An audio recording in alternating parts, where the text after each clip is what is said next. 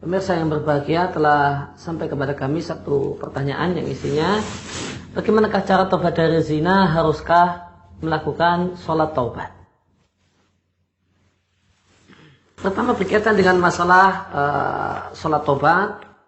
Sholat taubat adalah sholat 2 rakaat yang dilakukan oleh seorang yang terkesan dengan satu dosa yang ingin dia bertobat darinya.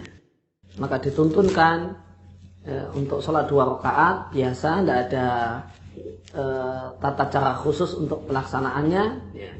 Dan setelah selesai sholat tersebut, kemudian dia ungkapkan bagaimanakah tobatnya, penyesalannya kepada Allah Subhanahu wa Ta'ala atas dosa dan kesalahan yang telah dia lakukan. Dan hadis tentang sholat taubat ini diriwayatkan oleh Tirmidzi dari sahabat Abu Bakar As-Siddiq radhiyallahu anhu, dan hadisnya mungkin bisa kita katakan diperselisihkan oleh ulama. Sebagian ulama semacam penulis kitab Sahih Fiqh Sunnah menilai hadisnya adalah hadis yang dhaif, hadis yang lemah.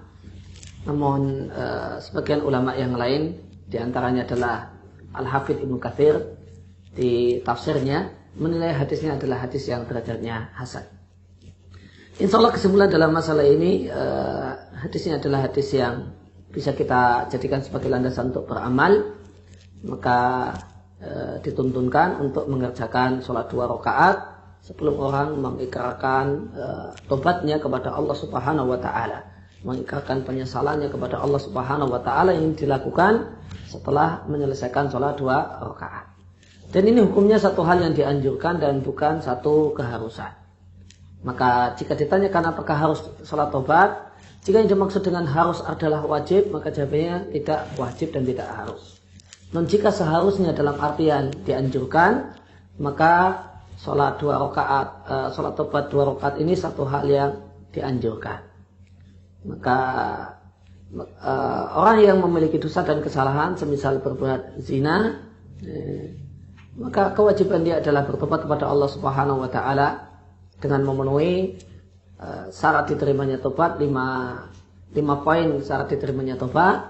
Pertama adalah tobat tersebut ikhlas karena Allah Subhanahu wa Ta'ala, bukan karena takut aib, bukan karena takut hamil, bukan karena yang lain, karena takut pada Allah Subhanahu wa Ta'ala.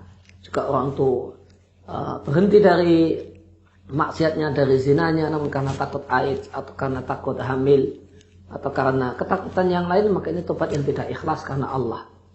Nah, tobat yang benar, tobat tersebut ikhlas karena Allah Subhanahu wa Ta'ala, karena takut dengan azab, takut dengan murka Allah Subhanahu wa Ta'ala. Kemudian yang kedua adalah menyesal, dengan sungguh-sungguh menyesal. Di mana orang yang menyesal, dia akan merasa sedih ketika dan marah dengan dirinya sendiri ketika dia ingat dosa-dosanya.